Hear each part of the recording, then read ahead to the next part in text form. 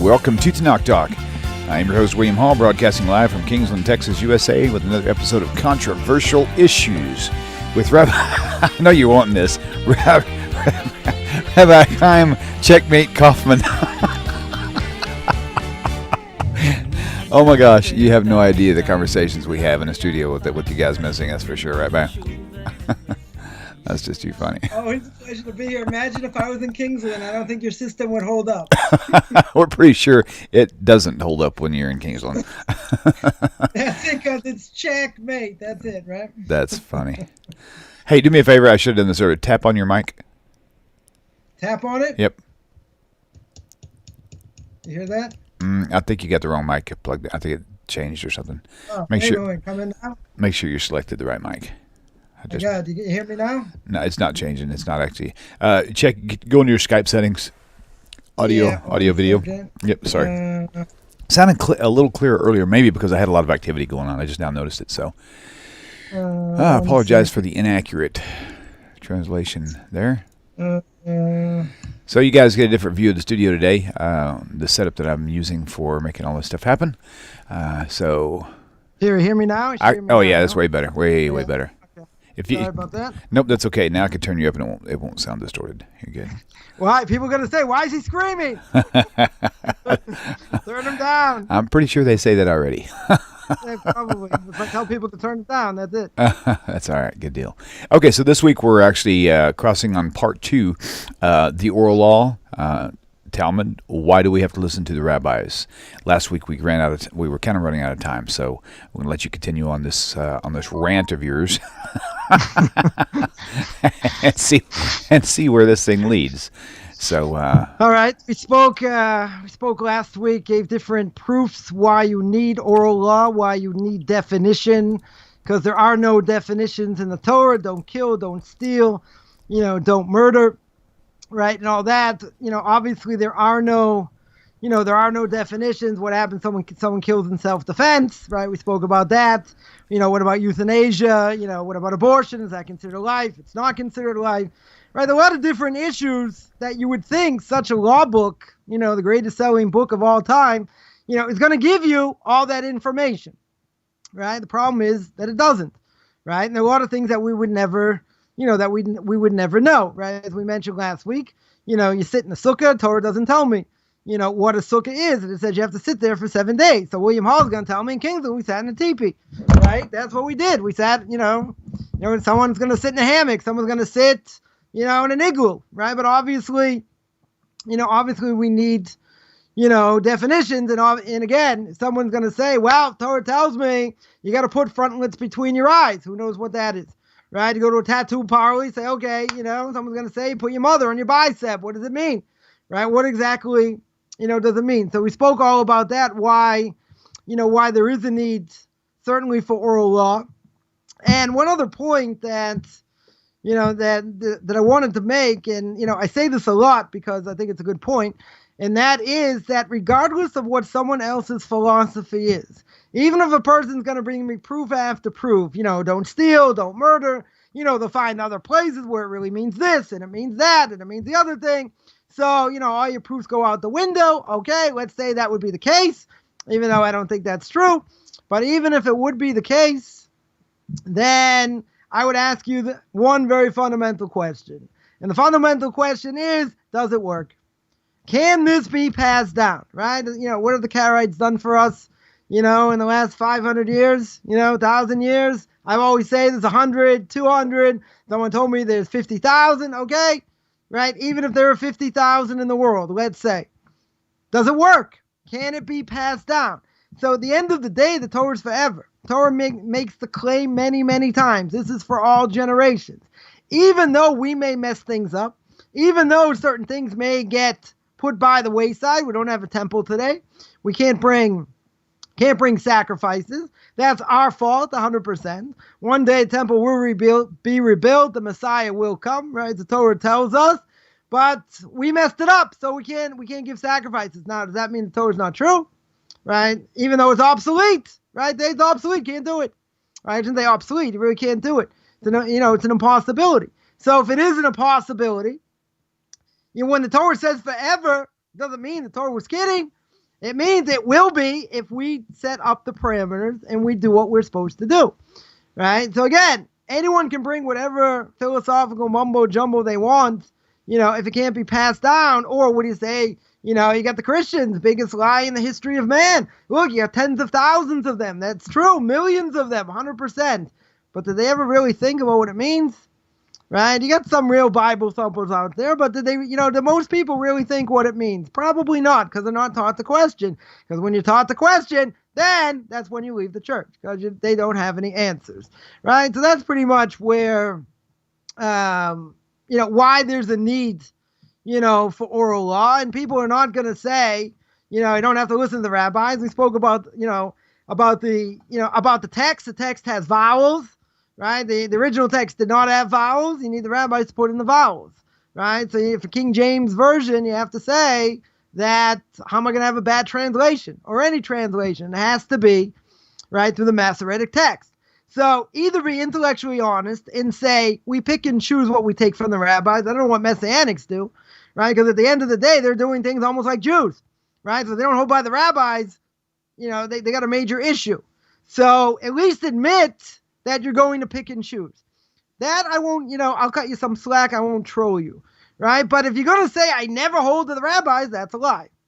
That is 100% a lie, because why are you wearing tzitzis, right? Why are you keeping Passover? Why are you doing things on Shabbos, right? Or why are you not doing things on Shabbos, whatever it is? Because it's all rabbinical, right? Most of it is all rabbinical. So it's all rabbinical. You cannot tell me with a straight face, unless you're an absolute liar, and that is, we're not going to, we don't hold by the rabbis. Not true. So that's the first thing why you need rabbinical authority, and why there's an obligation to listen to what the rabbis say. Now, second question is, why didn't they write it down? Why in the world do they make it oral? Right? Something verbal, I would think in a lot of ways, is a lot harder. Right? It's a lot harder to pass down. We're going to see, is it really the same thing that we have today? Or is it a tremendous game of telephone, right? How do we know it's the same, right? So, if you go on the 15th of Nisan, 15th month of Nisan, you go anywhere in the world, it's going to be a Passover Seder. There'll be 3 matzahs. There'll be 4 cups of wine. There'll be a cup for Elijah the prophet. There'll be bitter herbs, or herbs, depending where you're from, right? So you have one event in history. You have the coming out of Egypt. And through the coming out of Egypt, what do we have? We have all these different mitzvahs, right? It's universal. You can say, okay, it says you have to eat matzah. Who says 3? Right? Who says you have to have 4 cups of wine? Okay, the rabbis learned it out. Very good. But it's all universal, right? Even Jews that pick and choose, Reform, conservative Jews, whatever you want to call them, most of them make a Passover Seder. It's all the same. Okay, they may take some things out. They may change things. Whatever, but the main things, they're pretty much the same. Now, the question is going to be, why was it oral? Why in the world should it have been written down? So a good example is that a person goes to medical school. Where do you learn about the practice of medicine? Right? Diagnosis of diseases, as we'll say. And taking care of patients. Right? Because the first 4 years, what are you doing? You're studying like a mad person in order to survive. Right? First year, they want to knock out 30%. So only the few are going to survive. So the question is going to be, where are you going to get the most knowledge? Are you going to get it from books? Or are you going to get it from interning in a hospital? Right? Another good example would be, whoever learned how to swim from a book. The person who probably learned how to swim from a book ended up drowning. Right? You can't learn how to swim virtually. Right? What are you going to do? Maybe, I don't know, be in a big jacuzzi, huge jacuzzi, or, a big bathtub, whatever it is. You're not going to learn from a book. The only way you're possibly going to learn is 100% is through experience, right? Written words is certainly going to lack something. Now, there's another issue, right? If we know that really it should have been written down, let's say for argument's sake, that really should have been written down. Now, if you're thinking way back when, they didn't have pen and paper, right? They never, that'd be obsolete. Well, they didn't have a BlackBerry, right? They didn't have an iPhone. They couldn't, whatever it is. They didn't have some material in order to write it down, right? They had large stones. Imagine I mean, can't even imagine this. Get out my hammer, get out my chisel, start writing down, right? How many words are in the Torah? Thousands, right? More than 3,000 words in the Torah, right? That being the case, what are you going to write it on? How long is it going to take you to chisel it out? How are you going to carry it? It's going to be kind of heavy. Imagine traveling in the desert. Okay, let's go. Let's bring the Torah. And they're like, come on, Bessie, let's move. Get the horses. Can't go anywhere, right? They're laid down by rocks. What are they going to write it on? So the technology that they had at the time was a scroll. So if you rolled up the scroll, right? Well, let's say you rolled it out to the wrong place. So the one in charge had to roll it to the right place. You could be sitting there for minutes. You don't know where you are, right? It had to be, in some sort of, it had to be in a compact way. Because if it wouldn't be in a compact way, you wouldn't be able to take it. Now, another issue is if I take something orally, right? If I take this idea of something oral, then the best, that might be the best way to give over information, right? In other words, you send, a person would send, let's say, a large zip file, obviously, before Gmail, right? Need to compress it or crush it in my language. You zip it. Now you look at the zip file without unzipping it. What do you have? Nothing, right? You got a bunch of characters. A person doesn't know the code, right? You're not going to know what to do with it, right? Therefore, if you looked at this as a zip file, an oral file is what would be the oral part of it? It would be the one that unzips it, right? Because when you're looking at the words, you say, "Wow, this is beautiful." It looks like poetry. It looks like, I don't know. Someone might say maybe it's Sudoku. Maybe it's like, I don't know, something else. Whatever it is. Whatever it is, it cannot be understood. So if you have something written, right, it would make a lot more sense that something written is harder to steal and distort. Now, people can ask on that, well, what the Christians did. You get translations, not only they distort it, right? Distort is an understatement, right? Turned it into my language, turned it into a pretzel, right? So, say things that aren't there, or just, whatever, hacking with somebody today about different things. And, someone who's a Messianic. And, the whole thing came up about, they wanted to claim that JC's on par as Moshe Rabbeinu. Right? But the Torah tells me, Deuteronomy chapter 34, verse 10. Right? Deuteronomy tells me over there that what? That there's not going to be any prophet greater than Moshe.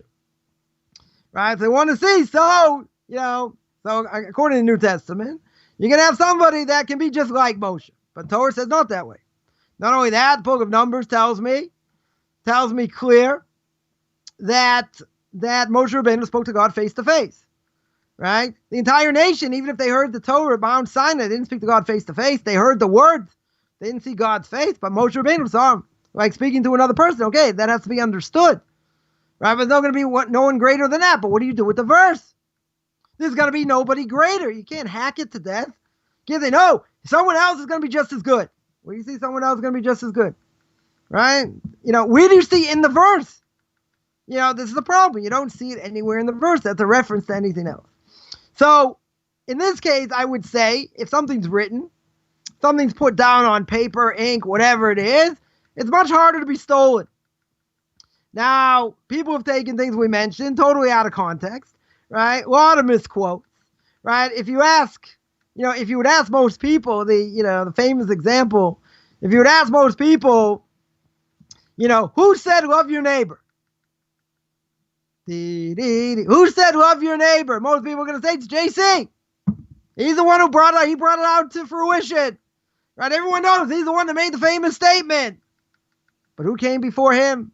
Torah came before him. Right? It's in the Torah. Leviticus chapter 19. Right? That's where it is.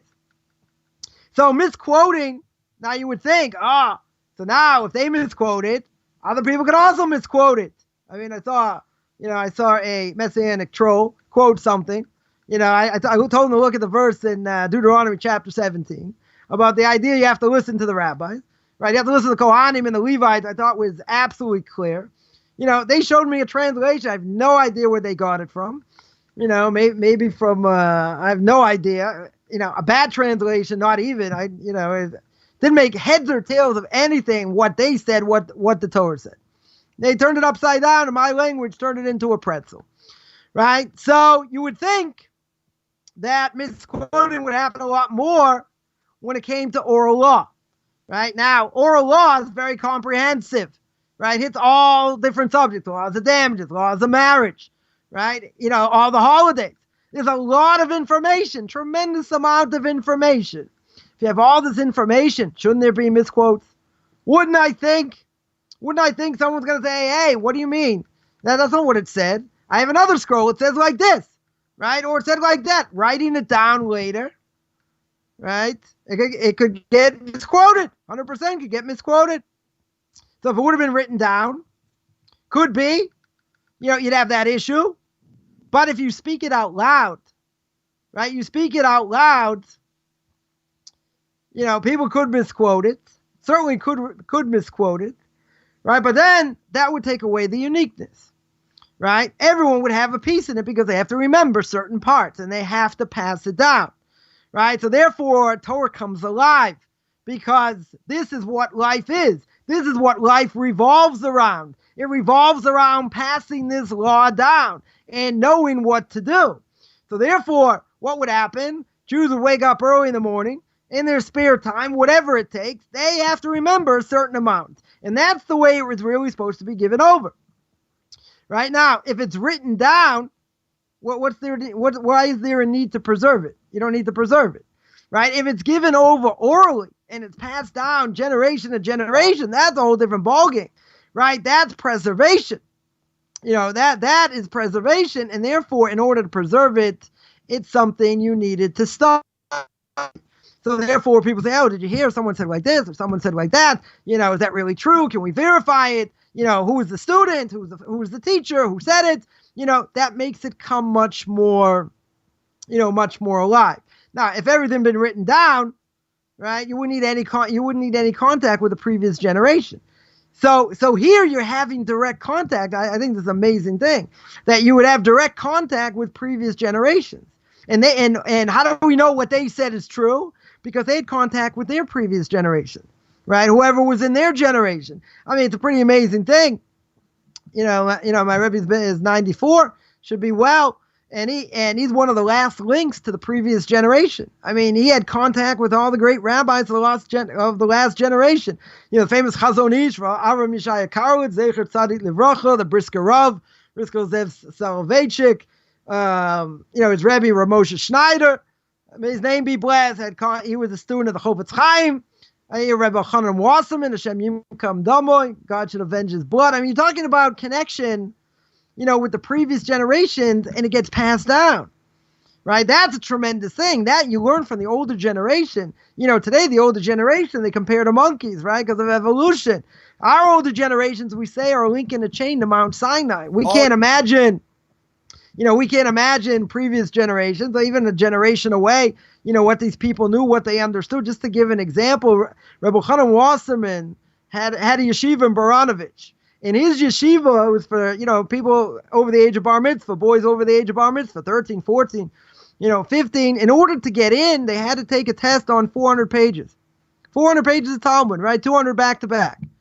Right? A few major tractates. They had to come in, know it cold with the commentaries. How many people today, even of the older generation, are going to pass such a test? It's a different generation. Right? We're talking about a totally different generation. So therefore, when it's given over orally, there's a need to have that connection. When you have that connection, it's a pretty amazing thing that when you have a connection to that, to that previous generation, you're looking into another world, right? And that previous generation, my Rebbe had, connection to all the Torah giants, of the previous generation. Now people say about him, he knows everything. Cover to cover. There's nothing that he's not lacking in knowledge and all that. A virtual encyclopedia, no question. But compared to the people he learned from and the people he saw, he's like an ant. Compared to the Brisker Rav, the Brisker Rav, who was the father of Chaim Brisker, great Torah giants, 150 years ago. Lived the same time as Chaim Oizer, Grzinski, and before that was the Vilna Gaon. We can't imagine who these people are. So imagine you have a connection to that previous generation. That makes it come alive. That makes it 100% real. If you you leave it as a written thing, it's already written down. Forget you couldn't carry it and all that. But if you're written down, there's no reason to preserve it, right? You'll say, oh, but what about, if they're pogroms, they're wars or whatever. Okay, that's why it ended up being written down. It really wasn't supposed to, right? But the rabbis were afraid that if you don't write it down, that's it, right? If you don't write it down, then it's certainly going to be, forgotten. So it's also, important that you have teachers, right? You have teachers and pass it down, right? I'm gonna do a Q&A tomorrow. Just give you a, preview. It's our video. The non-Jew doesn't, mispronounced every single Hebrew word that he said, but okay, I'll cut him some slack. Made a comment and says, yeah, according to the Code of Jewish Law, it says like this. It made it sound like that's the law. And that's it. And, you have to hold by it and whatever. Okay, that's what the Code of Jewish Law says. Where did he get it from? Got it from Maimonides. But it's not exactly clear cut, right? What this person wanted to claim is not clear cut, right? It's talking about something else, right? Not talking about what he wanted to claim it was. It's across the board. It's not across the board, right? You give someone a little bit of knowledge. They don't have a teacher and they say, look, it says like this over here. Thank you very much. Yes, it does. So, but isn't that the law? Isn't that what we hold? No. Right? Someone, just in conversion, just give one example. Someone said, according to Maimonides, according to the Rambam, if I take 3 kosher Jews, I don't need a rabbinical court. Right? I don't need a fancy rabbinical court. I can take 3 kosher Jews. They go in front of 3 kosher Jews. They can convert. So someone tells he's living in China, living in the middle of nowhere in China, right? Two non-Jews, one Chinese, one not. Says I can go in front of 3 kosher Jews. What's the problem? I can go according to Maimonides. I can go according to the Rambam. That's beautiful, right? Maybe in certain cases that'll be permissible, right? But according to the Code of Jewish Law, if it's done, you have to see if it's viable.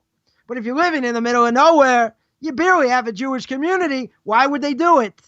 Why would they want to make another non-Jew a Jew? Right? They're not going to be able to pray 3 times a day. Got all kinds of issues. But you have to see. It's legitimate. I'm not saying not. I'm not saying in all cases 100% it's not legitimate. But this person was like going up and down, jumping up and down. Like, what about the Rambam? What about Maimonides? What about him? We hold like him many times. But in this case, we don't. Right? You have to see case by case. Because if you take information, you have to know the hierarchy. You have to know, practically speaking, what we do.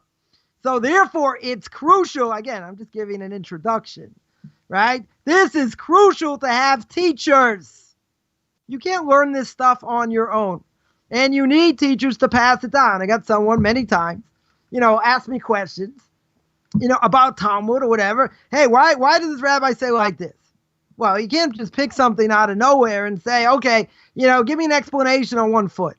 I mean, maybe I could, but it doesn't matter. You're missing the context. Why are you missing the context? Even if it's in English, even if you understand it, doesn't matter. What happened? You don't have the knowledge because you never learned under a teacher. Teacher by teacher, right? You can't make up your own things. There were certain things, and the rabbis tell us, certain inferences that you're not allowed to make if if you don't have a source. Your rabbi didn't tell you this. If he didn't tell you this, you can't say it. Right? It's like it doesn't exist. So you say, giving so much power to the rabbis and this, whatever it is, you need to be trained. Right? Well, just like if you want to be, a Jedi, right? You got to go to Yoda, right? You got to go to Luke Skywalker. You got to learn what it means to be a Jedi. You say, no, I'm going to float, make objects float. I'm going to do all these things and I don't have to learn. What do you mean you don't have to learn?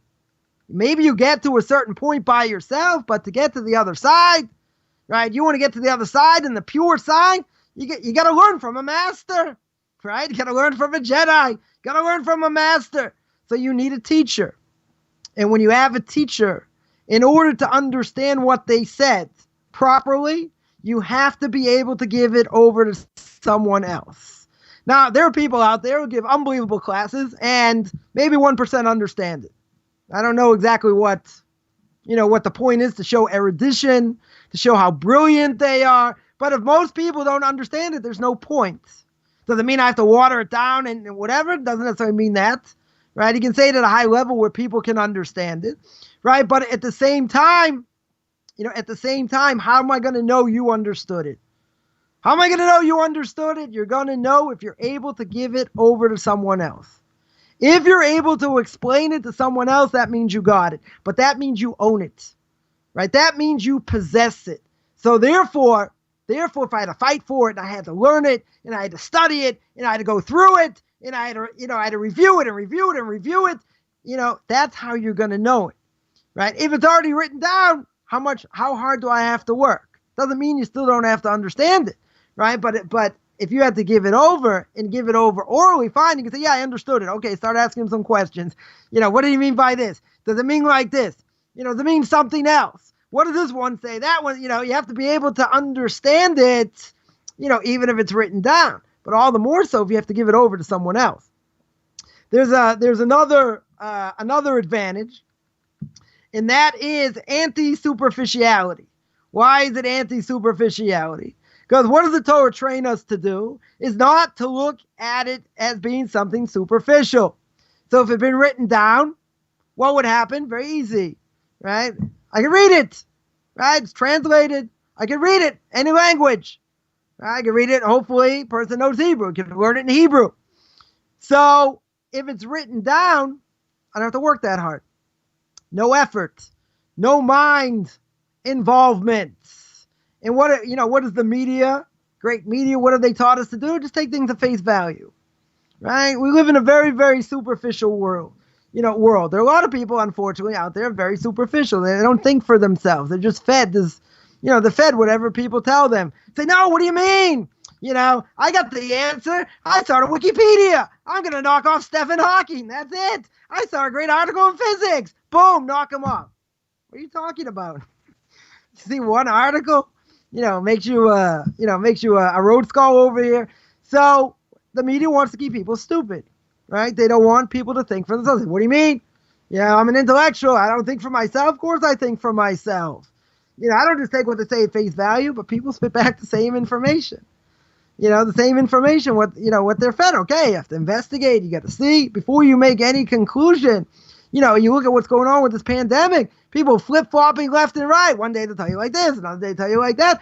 And so what are people going to do? Obviously, they don't have the background, right? So either you have to research it properly, and you're not going to have, the background to do it, or you're going to take what they say at face value, right? Say, okay, now we have to do this. Oh, no, now we have to do that. Oh, now we have to do something else, right? But we're not taught to think, right? We're taught to spit back information. That doesn't mean you necessarily know the information, right? I went to a top university, an Ivy League school, right? We weren't necessarily taught to think, right? Most of the classes is all about spitting back information. Okay, I was a history major, so I had to sling it, so to speak. So it's more than just giving back information. You had to analyze, right? A little bit different.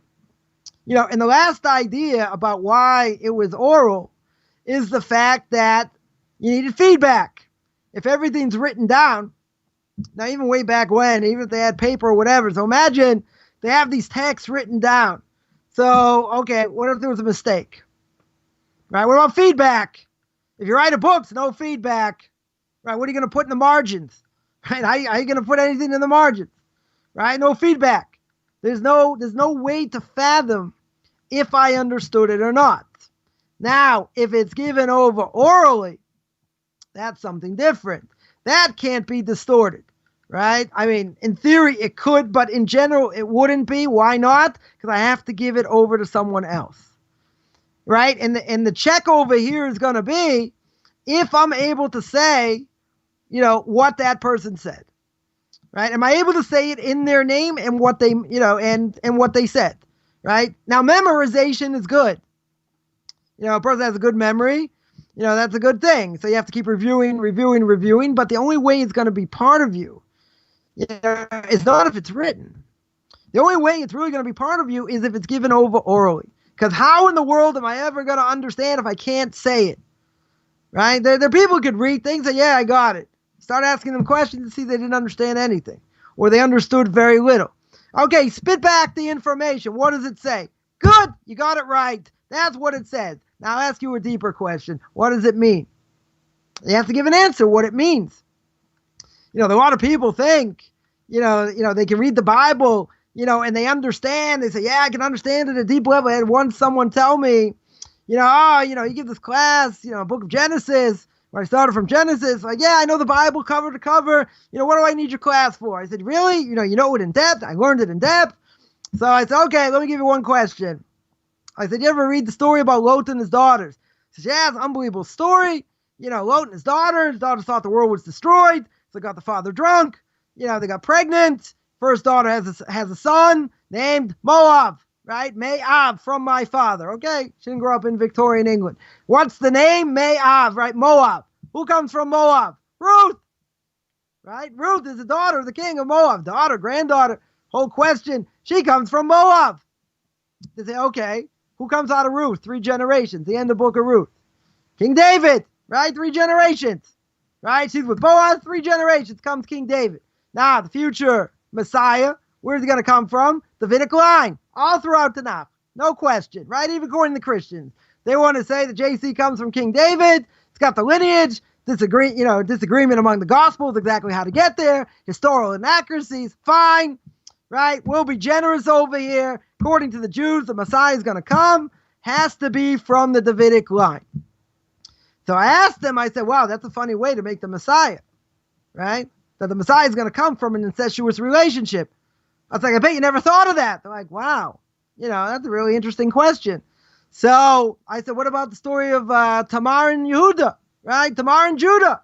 You're not allowed to be, he's with his daughter-in-law. She ends up getting pregnant. He wants to kill her, finds out from him.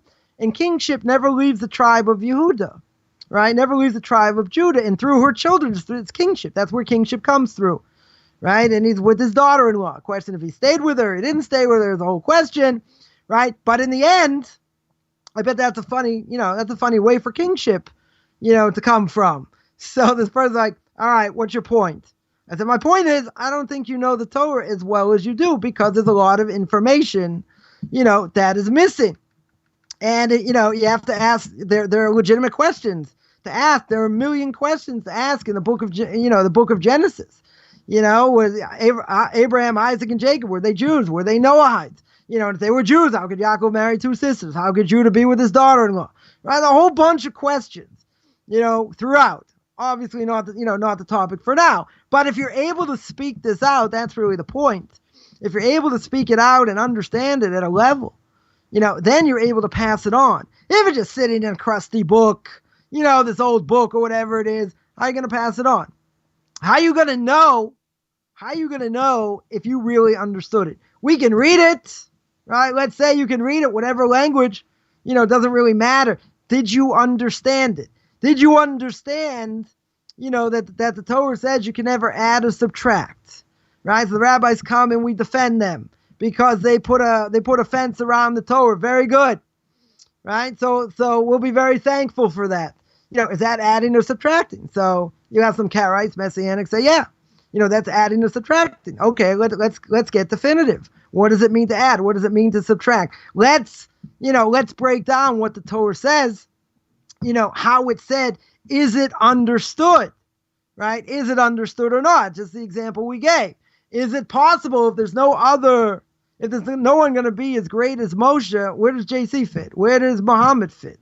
Where any of these people fit? No one's going to be as great. How can you compare? Right? The Torah tells me clear. There's no one more reliable, more believed, because God spoke to him face to face. That's what God says. So you can't contradict the Torah. Okay, you say, I got the newer version, this is what it means, blah, blah, blah. That's what the Torah says straight. Right? There's no contradiction. He's the greatest of all. Right? He came to the 49th level, 48th level of understanding. Missed one level. Right? As it's brought down. Be that as it may, says the Torah is not going to be as great as him. No one's going to be as great as him. And, in prophecy, so who are we comparing him to? Who in the world are we comparing him to? There's no one to compare to. The Messiah is a different issue. Right? The Messiah has to do certain things or whatever. But Moshe Rabbeinu was the first king. He was the original redeemer. Took them out of Egypt. right? That's not that's what we call a klutz kash. It's a clumsy question, in a certain way. The Torah tells me clear. See, this is the problem I have with Karaites or with Messianics. Tell me what the verse means within the context of what it says. Don't bring me a source somewhere else and say, oh, this contradicts. Tell me within the text what it means. If you can't tell me what it means and you make some highfalutin idea, and it's hidden and it's this and it's a reference and blah, blah, blah. Right? I had these Mormons tell me, when I was in South America, that the Akedah, the binding of Isaac is a hint to JC. I said, where do you see that? So where do you see that in the words? He says, really? He was supposed to die? I said, yeah. But in my book, he doesn't die. Right? He doesn't die. So the onus is you have to understand what it means. And if you don't understand what it means, you can't put your spin on it and say, this is what it means based on this. Right? Obviously, if we believe it's false. You have to show within the text. Right? This is the problem. You are not going to show me within the text. If the text says he doesn't die, right? God didn't want him to die. It goes against logic. Because if Isaac dies, there's no Jewish people. God promised it. So why did he bring him up? So technically, he say he didn't want to kill him. Certainly didn't want to kill him. According to Kabbalah, something else really did die. God brought him back to life. That whole story. But according to simple explanation, we won't even go into other interpretations. He doesn't die. Right? If he doesn't die, and God keeps telling him, Isaac's going to be your offspring. He's going to pass it down. You're going to give over this knowledge. He's the one. He can't die. There can't be a hint. It doesn't make sense. There's nowhere in the text to tell me suffering servant is, and he's here to die for all your sins. Where does it say that? It has nothing to do with sin. Isaac didn't die, wasn't going to die for our sins. That wasn't the point. That wasn't the point at all. It's about potential. But Avram reaching greatest potential he could have reached to go do something totally illogical. But if God wanted him to die, why did he tell him that? Why in the world did he tell him? He's going to put him up there. He's going to kill him. Doesn't make any sense. Right? That would be the end of the Jewish people. Why would God want that? No, that's not what he wanted. And it was a hint and it meant it. No, tell me within the text. Tell me within the text where it says that. You have to give an answer, right? So that means that it's not properly understood because you have a question that doesn't exist. And that's not what it means. You want to go deeper and say, and about potential, and he died, and he really died. It was greater than Abraham's potential, and it's about the fact that he died. God brought him back to life. Yeah, there are a lot of deep things there. But even, we want to make the Karaites happy, the Messianics happy. Tell me what the verses mean. It sounds convoluted when you try to explain it. It doesn't make sense because you're comparing it to 20 different things. And that means that if you really understand it, you have to give it over in a clear way. Now, I had somebody who went to a class with somebody, not even going to grace the person's name, right? And I warned him. I said, you're not, tell me what happened. I gave a warning. Person didn't listen. Okay. Not saying you have to listen. Person comes back and says, yeah, I went to this class, didn't understand anything. Why didn't you understand anything? So either the person spoke way above you, could have been, right? Very well could have been. Or the person spoke in such a convoluted way, it didn't even make sense to him. Which is probably the latter. Right? So if you don't understand it fully, you cannot give that over, right? So, so oral law itself, that was the whole point, right? You owned it because you had to know it. You had to understand it. You had to see also, does it contradict anything? Is this the final statement? Did he make any other statements? Okay, you got to find out. You got to do research. That's what the previous generation is for. When you go to the previous generation, then you have all kinds of interesting things. Right? You can say, this person said this, but maybe not true because it's something else over here. Or there's a contradictory statement or whatever it is. So person wasn't just memorizing. Right? That's part of it. Right? But they had to know it. They had to understand it like this because if not, they're not going to remember. And it doesn't, and the Talmud is full of mnemonics, right? Of how you're supposed to remember, different things and what this page spoke about, and whatever. It's like a reference, right? It's like a reference. Most people are not going to know the mnemonics, but in order to pass it down, you would have to know that, right? You would have to know all these different things. But if it's not clear, and this is the crux of the issue, if it only be written down, it's not clear. If it's not clear, then you're not going to remember, right? And it's like many things. A person gets confused, he, memorizes material, goes to the test, and, he could blank out. I remember there was I was taking, when I was in high school, so I had a test, and one of the things I had to remember was, I think, therefore I am, right? And for whatever reason, I kept going over it and over it and over it, and I got to the test, and said, okay, what did he say? And I was like, I froze. So I was like, it's something I am.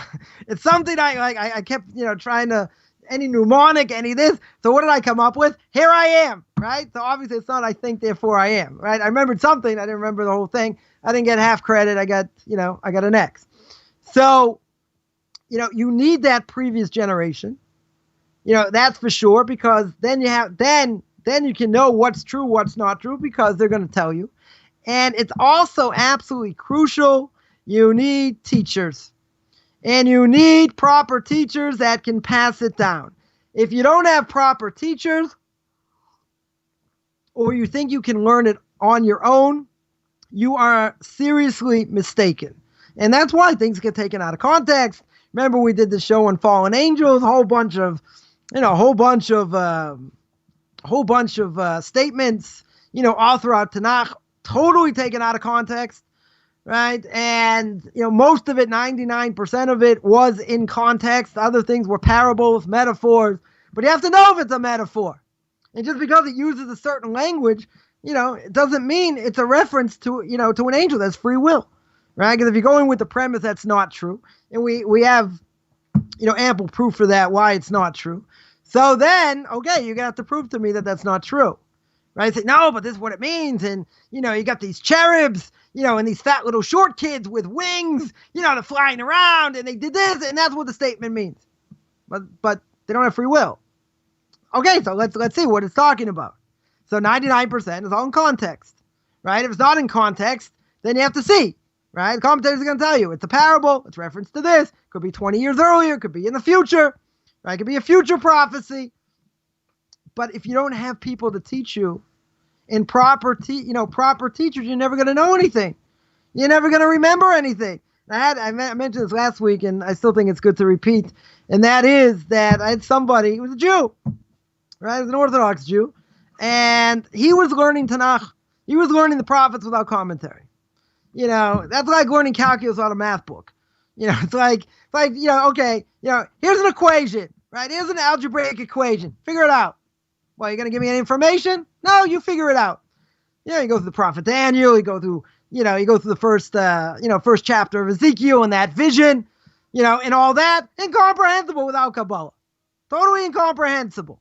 What he sees and what it means, and all that. You want to tell me you're going to understand anything, especially in Tanakh? Forget it. Right? So therefore, it was important to have that contact. It was important to have teachers to pass it down. Because if you had questions on it, you had who to go to, right? And obviously, if they pass it down, they give it over to you, they have to give it over, obviously, in a way that you're going to remember. So, if they're the ones that said it or someone else said it or whatever the case is, they're going to have to do this, right? The problem is going to be is how much are we really going to remember? And at the end of the day, that's why when it comes to learning, you have to go over it once, go over it twice, go over it 3 times, 4 times. You review it until it's in your mouth, right? Until you can spit it back. Now, it doesn't mean you can spit it back, just verbally, right? Anybody can do that. You get a parrot to do that. You can ask the parrot, okay, repeat this. Okay, it repeats it. Great. All right, now explain it. Parrot's like, say what? What do you mean? I just repeated it. Right? Repeating it doesn't mean you understand it. When you have it in your hand, right? When you have it in your hand and you can say it like this, that means you got it. Just reading it over doesn't matter, right? But yeah, I got it. So I can read it in a newspaper. Oh yeah, it's not so hard. Okay. Some things are easier. Some things are more difficult to fathom, to understand. But the only way you're really going to understand, you got to speak it out. And if you speak it out and you're able to give it over and it's clear, right, and the other person understands, then that's good. And that's really the point. Because some of this other stuff you see out there, it's absolutely incredulous. Doesn't make sense. No matter, you can sit there and read it once, read it twice, read it 3 times, but there are contradictions, there are questions, right? And so the issue here now is, okay, now I understand that it's oral. So you're telling me all the bad things would be written down, right? It wouldn't be mine. I wouldn't have to fight for it, all these different things. I wouldn't think, right? I'd be brainwashed. I'd just read it. Very good. Spit it over to the next person. Good. He gives it over to someone else, right? But it's incomprehensible, right? It's like a rabbi of mine once told me, he was growing up, he's a yeshiva student in America, growing up, and these 2 priests, had learned Baba Kama, right? One of the tractates of Talmud about laws of damages. And he said it was unbelievable. He said they could repeat it backwards and forwards, right? Backwards and forwards. They could say it over. Unbelievable. So we asked him a bunch of questions. He's the yeshiva student. He said, oh, very good. It says like this. But what about this? Or how does this fit in? Or how does this work? Didn't understand anything. All they did was repeat it, right? So if it was, so then what happened? Why did it have to be written down? So that's pretty obvious. Because at the time, by the time of the Second Temple, temples are being destroyed, Jews are being scattered, right? They're going to go into exile. So the rabbis understood, okay, this is what we have to do. Now it has to be written down. Because if it's not written down, it will be forgotten, right? It will be forgotten. Now, if you don't learn it, you don't have proper teaching. I spoke to someone earlier, get a kick out of me.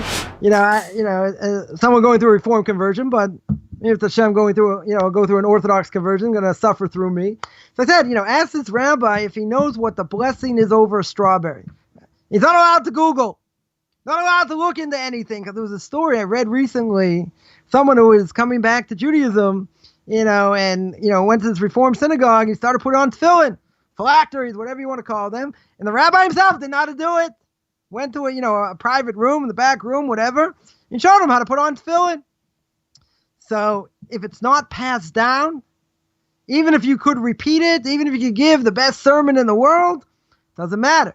You could have it written in front of you, and you're still not going to get it, right? So what happens? So in the end, the rabbis had no choice.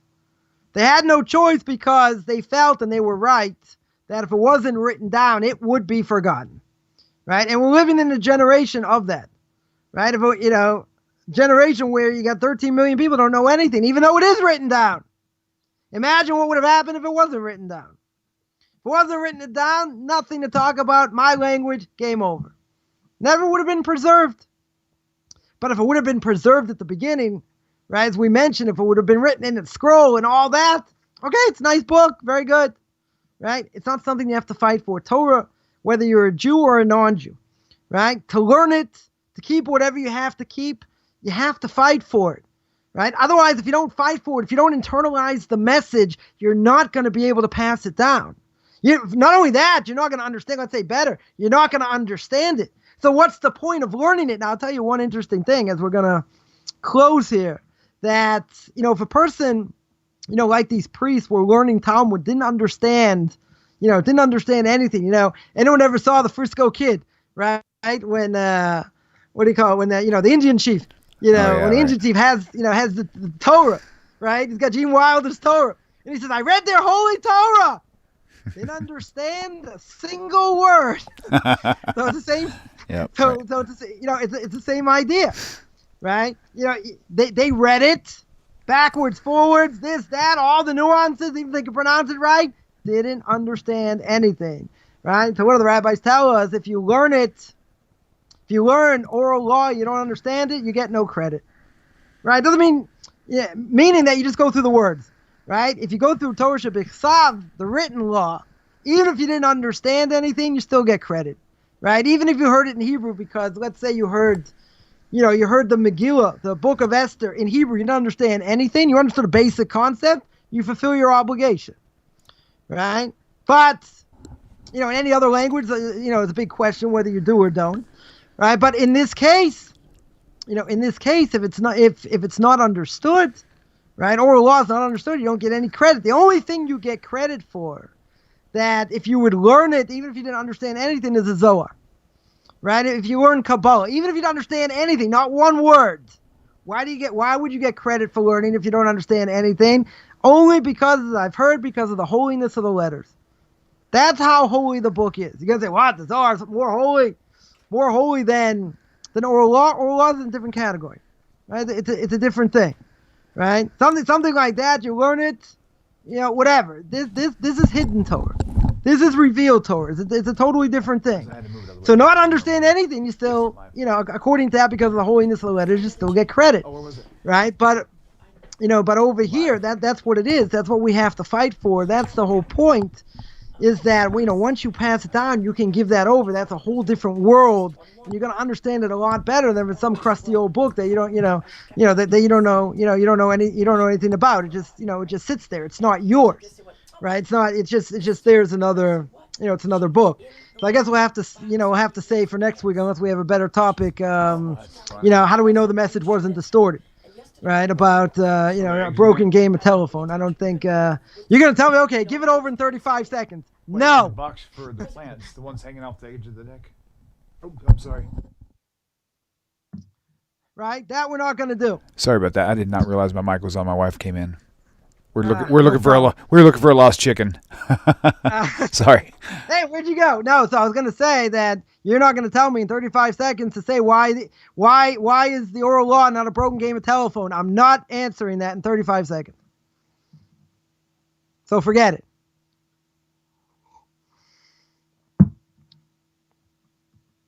Is that okay?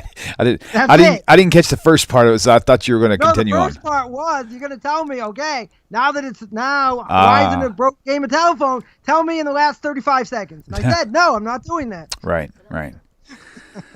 Funny. Okay, well, cool. Well, I'll tell you what. Thank you, Rabbi, for tackling this. This is a very sensitive topic for so many people.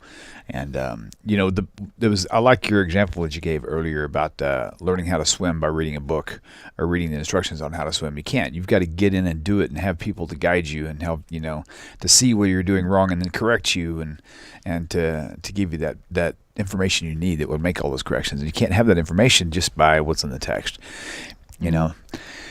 Yeah, and the reality of it is, even with me in my workshop, I've got tools out there. I can tell my son, he kind of knows, how to do certain things, but I can tell him, hey, go out there and do X, Y, and Z, and he'll make sense to him in his head. But when he gets out there, he always has to ask me more questions, more than what I just gave him. So, it does make sense, that there would have a need for an oral law. And plus the fact that, as you mentioned before, I actually wrote the verse down, but I can't remember where I put it at. That we're actually instructed to, if a matter be too complicated, go to your rabbis or I didn't say rabbis, but go to the leaders or elders and ask them what to do and do what they say. So, there's all kinds of support for it. And so it's nice to know all that information. Somebody told me, I just want to, one other thing, that Sure. checkmate answer I gave about, King David and what the Messianics do with that. So I asked somebody, last week, I said, so what do they do? What do they do with that question? He said, most people just don't deal with it. Mm-hmm. That's they right. They just move on. Like someone else, I asked a very specific question and they moved on. They said, no, but you didn't answer this. But what about this? No, I asked you a specific question. Mm-hmm. Don't go on for it. It's what I had with these Mormons. I asked them one question, they couldn't answer. They went into the second question. By third question, I said, listen, you better give me some answers. They didn't have answers. That's what they're good at, is just, box you in a corner. I don't have an answer. That's a very good question. Let's go further. Yeah, that's a good point. Yeah. That is a good point. Well, all right, Rabbi, I guess that's going to wrap us up for tonight. So I appreciate your time. I say tonight for you. It's still daytime for me. So But anyway, Come on, it's only 10 o'clock by me. It's early by me. Come on, we got plenty of things to do. Right. You know? Still busy. Still time to party and quarantine. Come on. That's funny. Well, good deal. Okay, well, you guys, Rabbi, you too, especially, y'all have a great week, and we'll look forward to seeing you same time, same place next week, as Shem willing. Don't forget to subscribe to the YouTube channel and turn on notifications, and also share these videos with your friends. So, Rabbi, we'll see you soon. Shalom, everybody. Shalom, shalom.